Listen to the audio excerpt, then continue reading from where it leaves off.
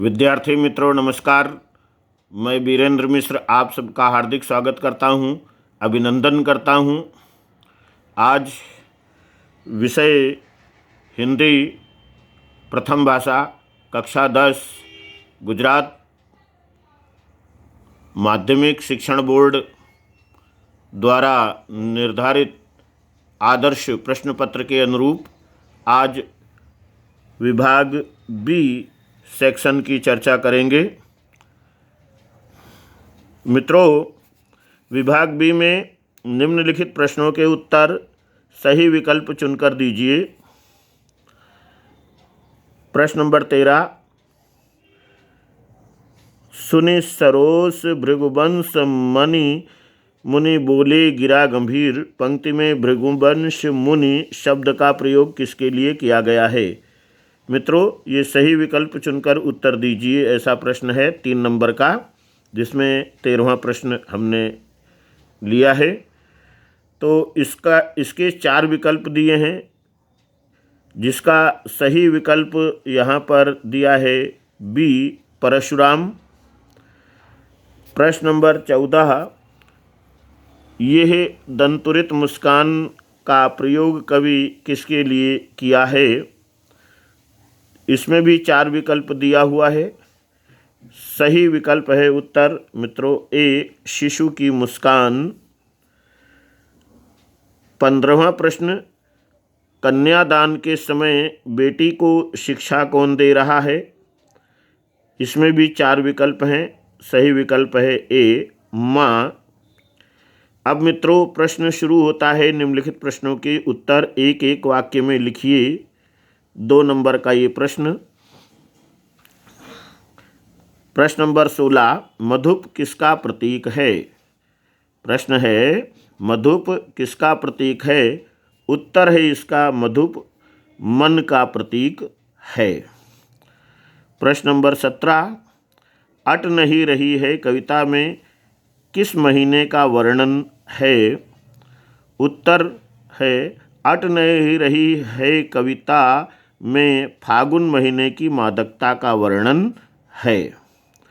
मित्रों, इसके बाद प्रश्न पूछते हैं कि निम्नलिखित प्रश्नों के उत्तर 2-3 वाक्यों में लिखिए। 6 नंबर का ये प्रश्न।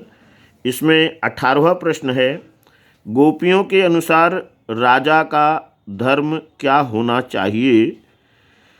उत्तर मित्रों, यहाँ आपको ये जवाब जो है मार्गदर्शनार्थ दिया गया है।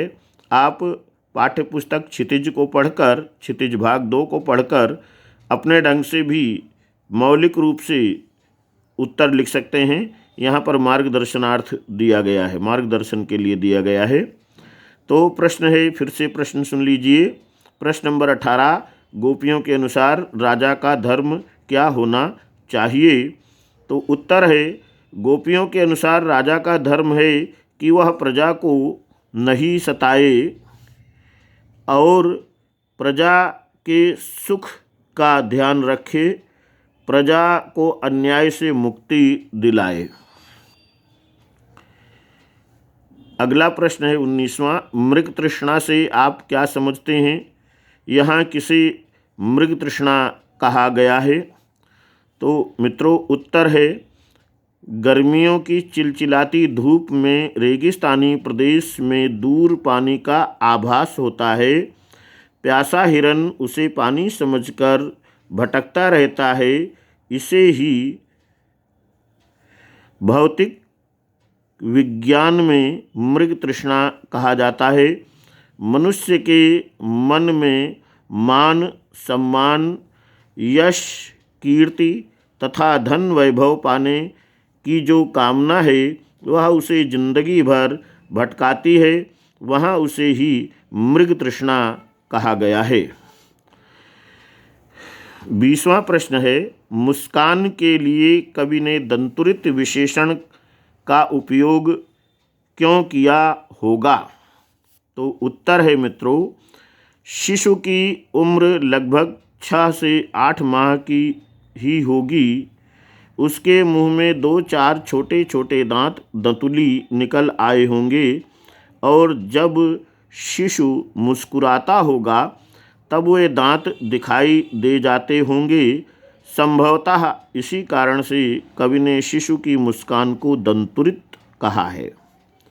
मित्रों, अब आगे प्रश्न आता है।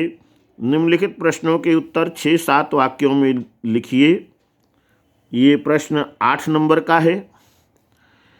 21वां प्रश्न नंबर 21वां, राम लक्ष्मण परशुराम संवाद का अपने शब्दों में सार यानी सारांश लिखिए। मित्रों, ये विस्तृत प्रश्न है। उत्तर, राम लक्ष्मण परशुराम संवाद का ये अंश रामचरितमानस के बालकांड से लिया गया है। सीता स्वयंवर के लिए धनुष को भंग करने की शर्त के संदर्भ में राम द्वारा धनुष के तोड़े जाने से क्रोधित परशुराम जी और राम लक्ष्मण के बीच हुए संवाद का वर्णन है। शिव जी के धनुष के टूटने का समाचार पाकर परशुराम जी स्वयंवर स्थल पर पहुंचते हैं और धनुष भंग करने वाले को ललकारने लगते हैं। परशुराम का क्रोध शांत करने के उद्देश्य से राम कहते हैं कि धनुष को तोड़ने वाला अवश्य कोई आपका सेवक ही होगा। ये सुनकर परशुराम सेवक शत्रु को परिभाषित करते हुए राज समाज के सम्मुख चेतावनी देते हैं कि धनुष तोड़ने वाला अलग हो जाए, अन्यथा उसके कारण समस्त राजागण भी मारे जाएंगे। मुनि की धमकी की अवमानना करते हुए लक्ष्मण अपने व्यंग्य वचनों से उन्हें और उकसा देते हैं। यहाँ परशुराम अपना परिचय बाल ब्रह्मचारी क्षत्रियों का नाश करने वाले के रूप में देते हैं। अपनी परंपरा का हवाला देते हुए लक्ष्मण स्वयं परशुराम को न मारने का कारण बतलाते हैं। परशुराम लक्ष्मण को भयभीत करने के लिए बार बार अपने फरसे की ओर इशारा करते हैं। परशुराम मुनि विश्वामित्र से लक्ष्मण की शिकायत करते हैं। तब विश्वामित्र परशुराम को समझाते हैं कि ऋषि मुनि बच्चों के दोषों पर ध्यान नहीं देते। गुरु ऋण चुकाने के संदर्भ में लक्ष्मण द्वारा कहे गए वचनों से क्रुद्ध हो परशुराम ने लक्ष्मण को मारने के लिए अपना फरसा उठा लिया, जिससे सभा में हाहाकार मच गया। ये देख श्री राम मुनि परशुराम की क्रोधाग्नि को शांत कराने के लिए शीतल जल के समान मधुर वचन बोलते हैं।